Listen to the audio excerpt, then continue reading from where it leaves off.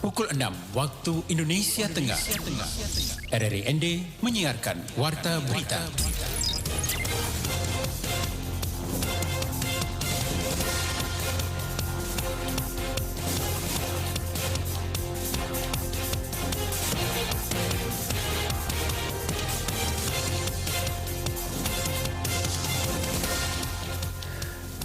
Selamat pagi saudara, Anda mendengarkan Warta Berita Daerah Produksi RRI ND Kamis 4 Agustus 2022. Sari berita, pelaku wisata Labuan Bajo Manggarai Barat mencabut kesepakatan mogok dan boikot layanan wisata.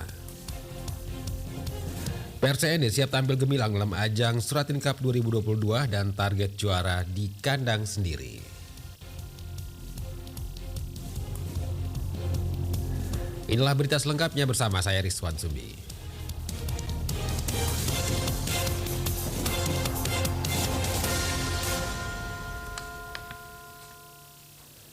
Kita awali berita pertama, para pelaku wisata di Labuan Bajo, Kabupaten Manggarai Barat akhirnya mencabut pernyataan boikot layanan wisata Labuan Bajo dan pemberlakuan boikot berakhir pada 3 Agustus 2022.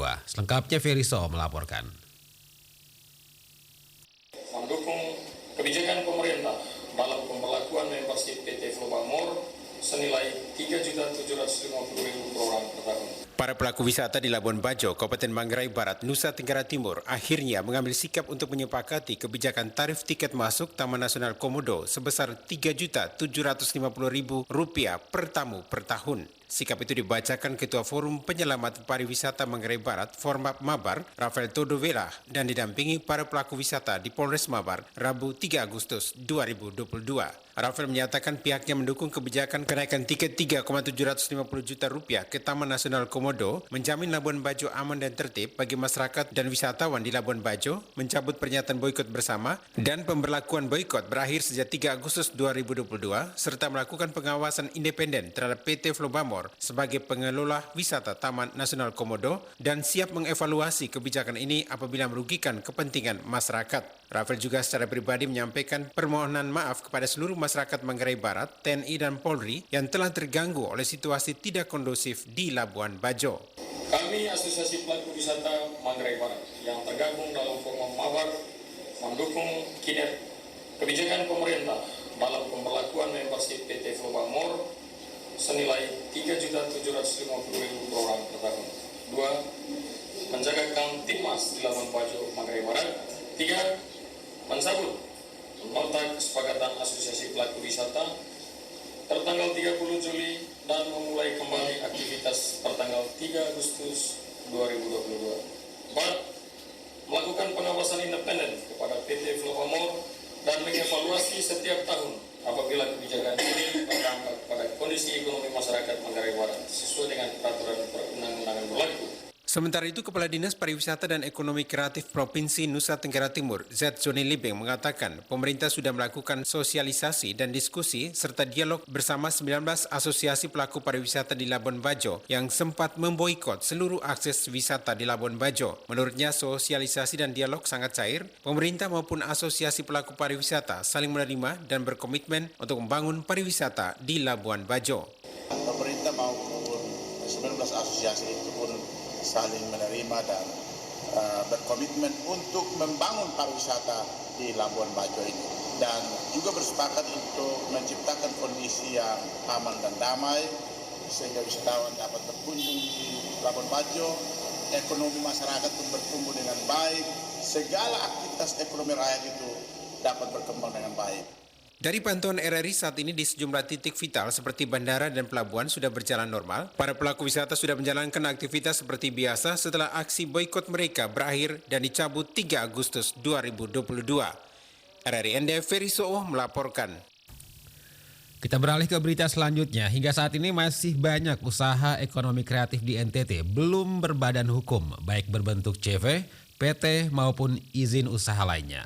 Laporan Veranda Garus. Kabid Ekonomi Kreatif Disparekraf NTT Joni Rohi Esa kepada RRI Selasa kemarin mengatakan potensi ekraf sendiri hidup, tumbuh, berkembang di tengah masyarakat. Hampir seluruh dunia mulai menempatkan kekuatan ekraf sebagai sebuah daya tahan untuk menghadapi tahanan ekonomi. Untuk itulah diperlukan upaya serius dari pemerintah untuk memberikan dukungan dan pengembangan ekraf di daerah sebagai salah satu solusi penopang ketahanan ekonomi masyarakat, penciptaan lapangan kerja, dan pertumbuhan ekonomi domestik. Data dari Dinas Pariwisata dan Ekonomi Kreatif menunjukkan bahwa ada 86.928 usaha ekonomi kreatif yang ada di NTT dari 17 aspek dengan kekuatan terbesar pada kuliner sebesar 64,22%, fashion sebanyak 16.082%, serta kria sebanyak 12,73%. Sementara aspek kelembagaan baru mencapai 168 unit usaha berbadan hukum, PT atau Persero, 386 CV, 5.343 memiliki izin khusus dan 96 unit yang mengantongi izin lainnya. Nah, ini tantangan tersendiri bagi kita untuk bagaimana mendorong, memfasilitasi teman-teman pelaku untuk bisa dengan legal standing yang ada, Undang-Undang 11 2020 tentang Cipta Kerja dan turunannya, sudah lebih mudah lagi untuk pendaftaran nomor induk berusaha lewat OSS, sistem online permohonan perizinannya, dan sudah ada aplikasi-aplikasi seperti AHU yang bisa dimanfaatkan untuk aspek pendaftaran, dan itu sangat mudah sekali. Menurutnya, peran pemerintah belum cukup maksimal dalam mendorong aspek pembinaan dan pemberdayaan terhadap pelaku usaha, sehingga pihaknya kemudian berusaha membuat regulasi untuk melindungi usaha ekraf, terutama membangkitkan ekosistem ekonomi kreatif mulai dari riset, pendidikan, infrastruktur, sistem pemasaran, fasilitas kekayaan intelektual, dan perlindungan hasil kreativitas. Tujuan regulasi ini juga diharapkan mampu mengembangkan ekonomi kreatif sehingga bisa dioptimalkan kembali. Memang kita butuh kerja keras kolaboratif gitu. Pendekatan pariwisata dikenal dengan pendekatan PKLX gitu, yaitu stakeholders yang sangat berperan di dalam upaya-upaya pengembangan pariwisata, antara lain dari government sendiri, kemudian para pelaku, kemudian akademisi, kemudian komunitas, masyarakat, dan juga peran daripada media. Ini harus bersinergis, harus bersama-sama, tidak harus parsial gitu, harus bergerak bersama-sama sehingga apa yang kita inginkan ini bisa capai secara berdaya guna dan berhasil guna. Pihaknya juga telah melakukan MOU bersama Kementerian Kemenkumham untuk memfasilitasi berbagai upaya pembinaan, pengembangan, pendaftaran terkait dengan pelaku UMKM ekonomi kreatif. Selain itu, Disparekraf NTT juga akan berupaya untuk melakukan pendampingan, promosi maupun event bagi para pelaku ekraf agar produk mereka lebih dikenal luas, sehingga bisa terjadi peningkatan transaksi baik secara lokal maupun nasional bahkan internasional. RRI ND Veranda Garus melaporkan. Sebanyak 14 jamaah haji Kabupaten ND dijadwalkan akan tiba di ND pada hari ini 4 Agustus 2022. Penyelenggara Haji dan Umroh Kantor Kementerian Agama Kemenak Kabupaten ND Muhammad Salam Daud kepada RRI via telepon pribadinya Rabu 3 Agustus 2022 mengatakan jamaah haji Kabupaten ND yang berjumlah 14 orang sudah bersiap untuk pulang ke ND. Dijelaskan pada Selasa 2 Agustus 2022 kemarin, jamaah haji asal NTT Kloter 25 tiba di Bandara Juanda Surabaya pukul 18:35 waktu Indonesia Barat, kemudian pukul 19:48 waktu Indonesia Barat, semua jamaah haji masuk asrama haji dan sekaligus menuju hotel untuk transit. Jadi untuk jamaah haji asal Kabupaten ND dipastikan akan tiba di Bandara Haji Hasan Arubusman ND pada 4 Agustus 2022 pukul 11:55 waktu Indonesia Tengah menggunakan pesawat Wings Air. Jam 05.50 dari Surabaya menuju Kupang dan transit di Kupang insya Allah tiba kembali ke ND jam 11.55 tanggal 4 Agustus. Lanjut Muhammad Salam Daud, untuk semua jamaah haji yang akan pulang ke ND semuanya dalam keadaan sehat walafiat setelah melalui pemeriksaan terlebih dahulu. Kami informasikan jamaah haji Kloter 25 untuk NTT dan jamaah haji ND dalam keadaan sehat walafiat dan pastinya tanggal 4 sudah kembali ke daerah asal yaitu Kabupaten ND. Ditambahkan, untuk diketahui jumlah jamaah haji Kabupaten ND sebanyak 15 orang. Dari total tersebut, 14 orang akan pulang ke ND dan 1 orangnya belum bisa pulang dikarenakan harus istirahat di Surabaya untuk melakukan check up kesehatannya. Anda sedang mendengarkan Warta Berita Produksi RRI ND.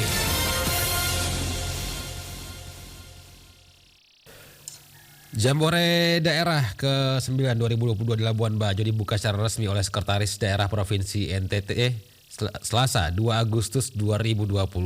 Selengkapnya Asti Dohu melaporkan. Kegiatan Jambore Daerah atau Jamda ke-9 tahun 2022 dibuka pada hari Selasa 2 Agustus 2022 dengan upacara apel pembukaan dipimpin oleh Gubernur Nusa Tenggara Timur yang diwakili oleh Sekretaris Daerah Provinsi Nusa Tenggara Timur, Domu Warandoi di Stadion Labuan Bajo.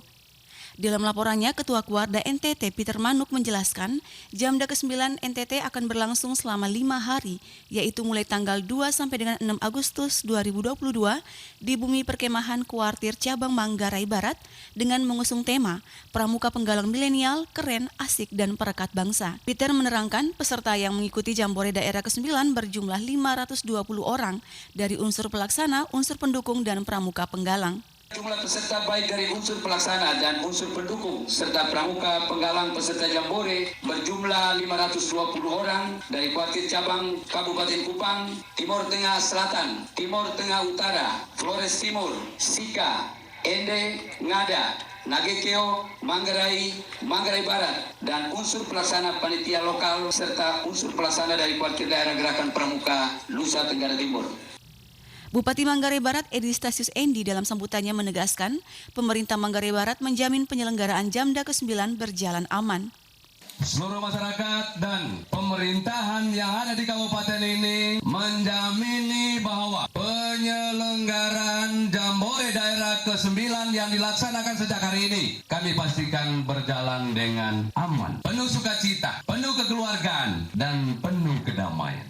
Endi juga mengajak para peserta Jambore untuk tur wisata di lokasi-lokasi pariwisata Labuan Bajo apabila penyelenggaraan Jamda ke-9 telah selesai. Sementara itu, Gubernur yang diwakili Sekretaris Daerah Provinsi Nusa Tenggara Timur, Domu Warandoi, mengungkapkan gerakan pramuka selalu relevan dengan perkembangan zaman yang memiliki peran konstruktif dalam mencetak generasi muda yang berkarakter pembangunan.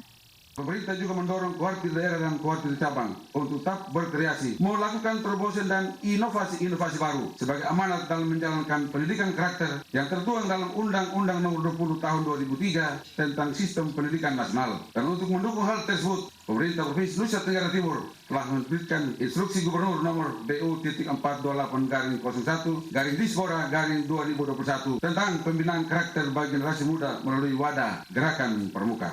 Domu mengajak seluruh pengurus dan anggota pramuka di seluruh NTT untuk terlibat dalam upaya penanganan kemiskinan dan kemiskinan ekstrim serta stunting di seluruh wilayah Nusa Tenggara Timur dan berharap Jamda ke-9 menjadi sarana belajar, berkarya, dan membangun semangat persatuan bagi sesama anak bangsa, khususnya anak-anak Nusa Tenggara Timur. Peserta mengikuti seluruh kegiatan Jambore sampai selesai, menjauhi kegiatan yang tidak bermanfaat dan merusak masa depan. Usai kegiatan Jamda, terus mengikuti kegiatan kepramukaan di sekolah, menanamkan kebanggaan sebagai anak Indonesia dan juga sebagai anak Nusa Tenggara Timur, dan menjadi generasi muda yang aktif, kreatif, dan energik. Astidohu, RRI SP Labuan Bajo melaporkan. Wakil Gubernur NTT Yosef Anaisoi mengaku secara pribadi tidak akan melupakan Kota Ende yang telah menjadikan dirinya sebagai seorang atlet PON cabang olahraga sepak bola pada tahun 1969 di Surabaya. Laporan Rosada Lima. Saya tidak bisa lupa dengan Kota Ende secara pribadi. Saya bekas pemain sepak bola dari Kota Ende. Dari PT Ende, saya dikirim menjadi pemain PON tahun 69 di Surabaya. Terima kasih PSND. Di hadapan ribuan pelajar pengisi acara pembukaan turnamen Suratin Cup U17 2022 dan para kontingen dari seluruh wilayah NTT, Wakil Gubernur NTT Yosef Adrianus Naisoi mengawali sambutan pembukaannya mengaku jika dirinya adalah tim PSND. Selanjutnya ketika hijrah ke Jakarta pada tahun 1972, dirinya direkrut menjadi bagian Persija. Wagub Naisoi kemukakan usia 17 tahun merupakan usia di mana anak memiliki energi dan fisik yang kuat, sehingga pemerintah memandang perlu untuk menyediakan wadah melalui Suratin U17 untuk menyalurkan energi tersebut secara positif. Pemerintah melalui Undang-Undang Nomor 11 Tahun 2022 lanjutnya telah menetapkan jika olahraga tidak hanya sebatas menjadi ajang pencapaian prestasi semata, namun juga menjadi salah satu industri yang bisa memberikan kontribusi dan nilai tambah secara ekonomi bagi masyarakat. Pada kesempatan itu, Wagub Naisoi juga atas nama pemerintah provinsi dan seluruh masyarakat NTT memberikan apresiasi dan penghargaan yang tinggi bagi Pemkab Ende yang telah bersedia menjadi tuan rumah. Saya atas nama pemerintah Nusa Tenggara Timur dan atas nama rakyat Nusa Tenggara Timur memberikan apresiasi setinggi-tingginya kepada pemerintah Kabupaten Ende yang telah bersedia menjadi tuan rumah untuk melakukan kegiatan Suratin Cup umur 17 tahun. Tepuk tangan untuk Kabupaten Ende. Ini sebenarnya Kabupaten Ende dulu waktu saya sekolah di Ende terkenal dengan Kabupaten Ende Lio Nage. Sekarang hanya Kabupaten Ende. Biasanya sempurna itu kalau dulu. Lebih lanjut kepada seluruh peserta turnamen, Wagub Naisoe berpesan untuk tidak berpuas diri di level daerah, namun harus membuktikan kualitas untuk menjadi bagian dari PSSI maupun Persija dari NTT seperti senior mereka saat ini. Dia juga menekankan agar mengedepankan sikap sportivitas, memupuk rasa persaudaraan, dan bagi masyarakat untuk menjadi penonton yang baik. Pada kesempatan itu, Wagub Naisoe juga ikut mengambil bagian dalam tarian gawi kolosal dan ikut bermain dalam eksibisi atau pertandingan persiapan. RRI Ende, Rosa Dalima melaporkan. Berita terakhir, skuad tim Persi Ende yakin akan tampil gemilang dalam Liga Pelajar Turnamen Suratin Cup U17 tingkat Provinsi NTT tahun 2022 di Ende. Laporan Rovinus Bula. Setelah melakukan uji coba dengan tim senior, skuad tim Persi Ende siap tampil dalam Liga Pelajar Suratin Cup usia 17 tahun tingkat Provinsi Nusa Tenggara Timur tahun 2022 di Ende. Demikian disampaikan Ketua Askap Ende Sabri Indradewa ketika dikonfirmasi RRI terkait kesiapan skuad tim Persi Ende usia 17 yang turun dalam laga turnamen Suratin Cup usia 17 tingkat Provinsi Nusa Tenggara Timur. Sabri mengatakan skuad tim Persi Ende yang tampil dalam laga turnamen Suratin Cup usia 17 diambil dari hasil seleksi turnamen Liga Pelajar dan semua pemain melalui seleksi. Untuk penampilan skuad tim Persi Ende usia 17 dalam laga Suratin Cup 2022, walaupun dengan waktu yang sangat singkat mulai dari proses seleksi dan latihan terpusat, pihaknya yakin skuad tim Persi Ende usia 17 tahun mampu tampil terbaik. Dijelaskan dari hasil uji coba yang sudah dilakukan dengan tim senior Persi Ende, skuad tim junior Persi Ende usia 17 sudah bisa mengimbangi tim senior. Dan dari hasil pengamatan kerja sama tim junior Persi Ende sudah berjalan bagus. Uji coba yang sudah dilakukan itu dengan tim senior ketika Persi junior ini Suratin ini sudah bisa mengimbangi teman-teman di senior, dan kita melihat bahwa teamwork mereka sudah berjalan dengan bagus dan baik. Tentunya ada keyakinan dari tim saya, Pak Arif selaku Ketua Persi dengan teman-teman pelatih itu tentunya memiliki sebuah harapan, bukan saja kita, masyarakat kabupaten ini pada umumnya. Lanjut Sabri, tentunya ada keyakinan dari Askap Ende, Ketua Persi Ende dan pelatih bersama masyarakat Kabupaten Ende bahwa pemain Persi Ende mampu meraih juara karena mereka sudah sangat maksimal. Sementara Ketua Persi Ende Arif Rahman mengatakan sesuai dengan rencana tim, mulai dari proses seleksi dengan durasi waktu yang sangat singkat untuk kegiatan Suratin Cup 2022, kondisi pemain Persi Ende dalam persiapan untuk turnamen Suratin Cup 2022 sangat optimis karena para pemain diambil dari hasil seleksi Liga Pelajar sehingga semua yang terbaik ditampilkan dalam turnamen Suratin Cup 2022. Arif mengatakan dirinya sangat optimis melihat kondisi, stamina, kesiapan strategi dari pelatih yang telah meramu para pemain dalam uji coba yang dilakukan. Sangat optimis dengan kemampuan para pemain skuad tim Persi Ende usia 17 akan tampil yang terbaik. Kondisi anak-anak kita dengan kesiapan strategi daripada pelatih yang telah meramu mereka dalam satu tim yang baik melalui uji coba yang mereka lakukan, saya sangat optimis sekali dengan kemampuan daripada anak-anak kita itu. Artinya mereka siap untuk tampil di Suratin Cup tahun 2022 di Ende. Kalau target sebagai tuan rumah, pasti targetnya kita harus juara. Arif menambahkan semua pemain Persi yang seleksi untuk turnamen Suratin Cup usia 17 tingkat Provinsi 2022 benar-benar semua sudah sangat siap untuk tampil dengan target sebagai tuan rumah pasti juara. RRI Ende Rovinus Bula melaporkan. Saudara, demikian Warta Berita Produksi RRI Ende pagi ini. Mewakili kerabat kerja yang bertugas saya Rizwan Sumbi. Selamat pagi.